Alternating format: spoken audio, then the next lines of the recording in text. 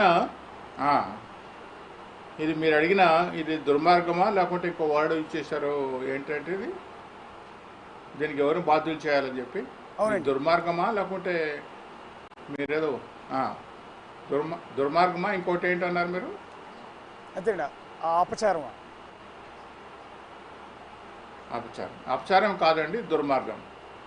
ఎందుకు దుర్మార్గం అని చెప్పి అంటున్నానంటే ఈ టీడీ చరిత్ర మీరు మొత్తం తీసుకుంటే మీరు కూడా తిరుపతిలో పనిచేశారు. తిరుమల తిరుపతి దేవస్థానం గురించి మీకు కూడా అవగాహన ఉన్న వ్యక్తి. చాలా సందర్భాల్లో మీరు తిరుమల తిరుపతి దేవస్థానం గురించి కథనాలు రాసిన వ్యక్తిగా మీకు చెప్తున్నాను.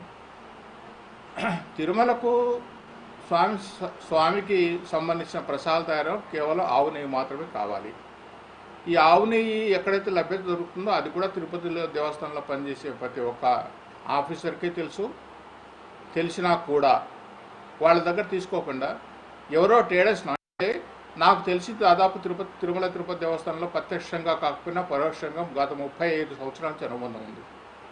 ఈ 35 సంవత్సరాలు నేను అబ్జర్వ్ చేస్తున్నంత వరకు ఈ 35 సంవత్సరాల్లో టీటీడీకి గీ సప్లై చేయడం అనేది ఒక్క ట్రేడర్ సప్లై చేసిన ఈ 32 లేదు. కేవలం గత 5 సంవత్సరాల్లో జగన్మోహన్ రెడ్డి గారి పరిపాలనలో ధర్మారెడ్డి గారి ఆయన పరిపాలనలో ట్రేడర్స్ని ఎంకరేజ్ చేయడం జరిగింది. ఎందుకు ట్రేడర్స్ని ఎంకరేజ్ చేయట్లేదు? ఎందుకంటే ఆవుని సప్లై చేయగలిగే వాళ్ళు గతంలో విజయ డైరీ ఉండేది. విజయ డైరీ ఉండే వాళ్ళ దగ్గర, ఎందుకంటే అది పల్మనరీ బెల్ట్ కాబట్టి అక్కడ మాత్రమే కౌగి ఆవులు నెయ్యి కాబట్టి విజయ డైరీ వాళ్ళు కొన్ని దశాబ్దాల పాటు ఆవు నెయ్యి సప్లై చేశారు. విజయ డైరీ ఎప్పుడైతే అస్తవ్యస్తం అయిపోయిందో అయినా కూడా వాళ్ళు డైరీ వాళ్ళది మూతపడినా తిరుమల తిరుపతి దేవస్థానం దగ్గర అడ్వాన్స్ తీసుకొని ఆ అడ్వాన్స్తో పక్కనున్న కోలార్కి వెళ్ళి కర్ణాటక మిల్క్ ఫెడరేషన్లో టిన్స్ తీసుకొచ్చి, అప్పుడు ట్యాంకర్స్ లేవండి, టిన్స్ తీసుకొచ్చి ఆ టిన్స్ తిరుమల తిరుపతి దేవస్థానం సప్లై చేసేవాళ్ళు. అలా కొన్ని ఏళ్ళు పాటు నడిచింది. తర్వాత ఇంకా అంత క్వాంటిటీ అంటే దేవస్థానం కావాల్సిన 13,000 కేజీల నుంచి 15,000 కేజీలు ఒక రోజుకు కావాల్సి వస్తే అంత నెయ్యి మనకి ఎక్కడ దొరుకుతుందంటే మన సౌత్లో తమిళనాడు సంబంధించి ఈరోడ్లో కొంచెం దొరుకుతుంది. ఆంధ్రప్రదేశ్లో విశాఖపట్నం ఏరియాలో కొద్ది దొరుకుతుంది ఆవు నెయ్యి. మిగతా చోట్ల ఎక్కడ ఆవు నెయ్యి దొరుకుతుంది, అంతా గేదె నెయ్యే. పోతే భారతదేశంలో ఇంకెక్కడన్నా దొరుకుతుందా అంటే అమూల్లో గేదె నెయ్యి ఉంటుంది తప్ప ఆవు నెయ్యి ఉండదండి. పంజాబ్లో ఆవు నెయ్యి దొరుకుతుంది. కాకపోతే పంజాబ్లో ఆవు నెయ్యి ట్యాంకర్లు అక్కడి నుంచి ఇక్కడికి రావడం కష్టం కాబట్టి, వాళ్ళకు వైబిలిటీ కాదు కాబట్టి వాళ్ళకు 1-2 సార్లు నేను మార్కెటింగ్ ఆఫీస్లో పర్చేస్ కమిటీ ఉన్నప్పుడు కూడా వాళ్ళతో నెగోషియేట్ చేయడం జరిగింది. వాళ్ళకు వర్కౌట్ కాదండి, మాకు వైబిలిటీ కాదు అని చెప్పి వాళ్ళు చెప్పడం జరిగింది. ఇకపోతే మనకు ఏకైక ఆధారం పక్కనుండే Karnataka cooperative milk federation KMF Nandini brand. అది కర్ణాటక ప్రభుత్వ సంస్థ. దాని అధికారులు కూడా ఐఏఎస్ ఆఫీసర్స్ ఉంటారు.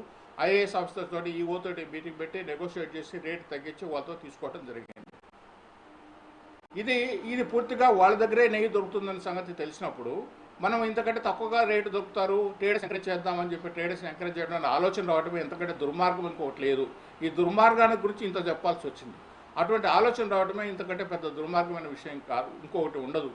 రెండోది తీసుకొచ్చిన తర్వాత మీరు ఆ ట్రేడర్కి టెండర్ ఫైనలైజ్ చేసి టెండర్ అవార్డు చేసేటప్పుడు అసలు అతని కెపాసిటీ ఉందా అంటే రోజుకు 13,000 కేజీలు నెయ్యి తయారు కావాలంటే రోజుకు 2,50,000 లీటర్లు పాలు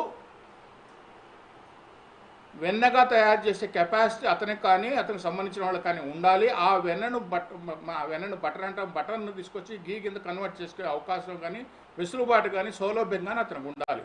అవన్నీ ఏమీ చూడకుండా సింపుల్గా అతను నేను సప్లై చేస్తానని చెప్పంటే 300 రూపాయలకు 350 రూపాయలకు ఇస్తానని చెప్పంటే ఇవ్వటం ఇంతకంటే ఇంకా ఘోరమైన దుర్వారం ఇంకోటి ఉందా? అంటే ఇంత పని చేశాము, దేవస్థానాల గురించి ఇంత ప్రక్షాళన చేశాము, దేవస్థానం గురించి మాకు తెలుసు అని చెప్పి ఈ రోజు గుండు కొట్టించుకొని నామం పెట్టుకొని వేషాలు వేసే వాళ్ళ గురించి మనం మాట్లాడాలంటే ఒక రకంగా బాధాకరమైన విషయం. అంటే ఆ మాత్రం ఆలోచన కూడా లేదా? మేము ఇన్ని మార్పులు తీసుకొచ్చామని ఇవాళ మాట్లాడుతున్నారే. రమణ గారు ఒక స్వీట్గా ఒక్క ప్రశ్నకి ఆన్సర్ ఇవ్వండి. మీరు వెంకటేశ్వర స్వామికి భక్తులు, కొండ మీద మీకు తెలియదంటూ లేదు, టీటీడీ బోర్డు మెంబర్గా కూడా పనిచేశారు. ఇవాళ ఏదైతే పంది కొవ్వుని లేకపోతే గొడ్డు మాంసం నుంచి తీసిన నూనెని కలిపిన నెయ్యితో ఈ లడ్డూలు తయారు చేశారు అనేది ఒక అలిగేషన్. దీన్ని మీరు నమ్ముతున్నారు? నిజంగా కలిసే అవకాశం ఉందా?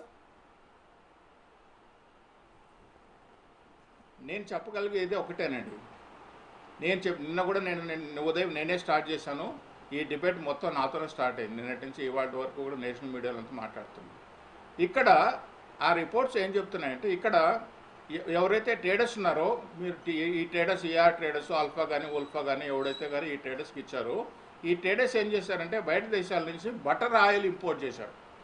ఆ బటర్ ఆయిల్ ఇది ఆవుదా గేదెదా లేకుంటే వేరే జంతువుదా అనేది తెలియదు. ఆ బటర్ ఆయిల్ ఇంపోర్ట్ చేసిన తర్వాత ఇక్కడ తీసుకొచ్చి దాన్ని ఆ బటర్ ఆయిల్ని కలర్ కోసం అంటే ఆవు నెయ్యి పసుపచ్చ కలర్లో ఉంటుంది, దాని టెక్స్చరే డిఫరెంట్గా ఉంటుంది. గేదె నెయ్యి తెల్లగా ఉంటుంది. ఈ కలర్ కోసం కలర్ మిక్స్ చేసి ఆ వచ్చిన బటర్ ఆయిల్ తీసుకొని సప్లై చేస్తారు.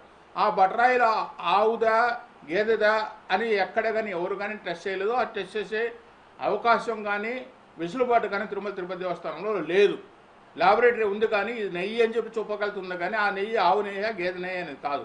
కాకపోతే ఆ బటర్ ఆయిల్ ఎట్లా వచ్చింది, ఆ బటర్ ఆయిల్ ఎవరి దగ్గర తీసుకొచ్చారని చెప్పి తీసుకొచ్చిన ఇటీవల జరిగిన కొన్ని టెస్టులు కానీ పరిశోధనలు కానీ రిపోర్ట్లు కానీ వస్తే అవి ఆవు నెయ్యి అయితే కాదు.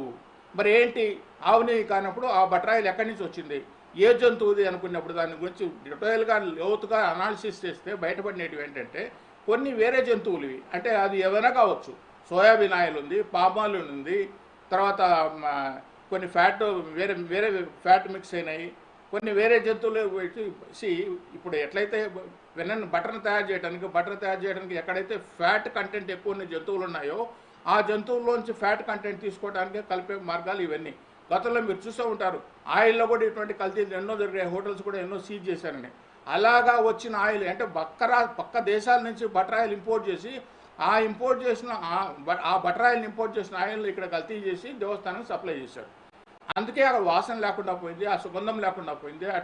ఆ ఒరిజినల్ నెయ్యిలో ఆవు నెయ్యి ఏదైతే టెక్స్చర్ ఉంటుందో ఆ టెక్స్చర్ ఏమవుతుందంటే లడ్డు తయారు చేయడంలో మాన్యువల్ లడ్డు తయారు చేసినప్పుడు లాంగవిటీ ఉంటుంది. అంటే 10 రోజుల పాటు 15 రోజుల పాటు మనం లడ్డు ఇంట్లో పెట్టుకున్నా కూడా ఏమీ కాకుండా ఉంటుంది, ఆ సువాసన అట్లే ఉండేది. ఇవాళ ఏమైపోతుంది, తీసుకొచ్చిన గంటకో 2 గంటకో అది పొడి కావటమో లేకుంటే వాసన తగ్గిపోవటమో రుచి లేకుండా పోవటమో జరుగుతుంది. దీనికి మూల కారణం మూల పదార్థం నెయ్యి అయినప్పుడు ఆ నెయ్యిని పైన మనం ప్రాపర్గా కాన్సన్ట్రేట్ చేయకుండా తక్కువకి ఇచ్చాడు అని చెప్పి ఒక కర్ణాటక మిల్క్ ఫెడరేషన్ పైన వాళ్ళని పక్కన పెట్టేసేసి మనకు కావాల్సిన నెయ్యి అండి. ఒకప్పుడు నేను బోర్డు మెంబర్కి ఉన్నప్పుడు ఆ రోజు నెయ్యి 70 రూపాయలు కొనేవాళ్ళం కిలో. మరి ఈరోజు 450 రూపాయలకి అయింది. ఆ రోజు 70 రూపాయలకే కొన్నాము, ఈరోజు 450 రూపాయలు అయిందని చెప్పి ఆ రోజు లడ్డు కాస్ట్ మనం ఏం పెంచలేదు. ఆ రోజు లడ్డు ఫ్రీగా ఇస్తున్నాం, ఇవాళ కూడా లడ్డు ఫ్రీగా ఇస్తున్నాం. ఈ ప్రసాదం మనం వచ్చిన ప్రతి భక్తుడికి ప్రసాదం అనేది ఇవ్వటం అనేది ఒక నానుడి, సాంప్రదాయం, ఒక ఆచారం, ఒక వ్యవహారం. ఒక లడ్డు ఇవ్వటం ఎక్స్ట్రా లడ్డు కావాలంటే వాళ్ళకి ఒకప్పుడు 5 రూపాయల నుంచి స్టార్ట్ చేసాం, 10 రూపాయలు అయింది, 15 రూపాయలు అయింది, 25 రూపాయలు అయింది, ఇప్పుడు 50 రూపాయలు చేశారు. ఇవి కాలానుగుణంగా వస్తున్న మార్పులు. అయితే స్వామికి సంబంధించిన ప్రసాద విషయంలో ఎక్కడే కానీ ఎటువంటి కాంప్రమైజ్ ఉండకూడదు, ఎటువంటి పొరపాట్లు ఉండకూడదు అనే ఉద్దేశంతోనే సంబంధించిన ఇంగ్రీడియంట్స్. ఇంకొక ముఖ్యమైన విషయం, లడ్డూలు తయారు చేయడానికి మనం సాఫ్రాన్ వాడతాం. సాఫ్రాన్ నేను పర్చేస్ కమిటీలో ఉన్నప్పుడు ఆ పొద్దు సాఫ్రాన్ రేటు 16,000 రూపాయల కిలో, ఈ పొద్దు 45,000 అయింది కిలో. అందుకని 45,000 కిలో అయింది కాబట్టి సాఫ్రాన్ బదులు సాఫ్రాన్ ఫ్లేవర్ ఏమన్నా తీసుకొచ్చి సాఫ్రాన్ ఫ్లేవర్ ఆయిల్స్ కూడా దొరుకుతాయి మార్కెట్లో. 3-4 వేలకే దొరుకుతాయి లీటర్ ఆయిల్. మరి ఆయిల్ తీసుకొచ్చి ఇస్తే సాఫ్రాన్ స్మెల్ వస్తుంది. మనం చేయగలుగుతామా, చేస్తామా, చేయంకా 45,000 రూపాయలు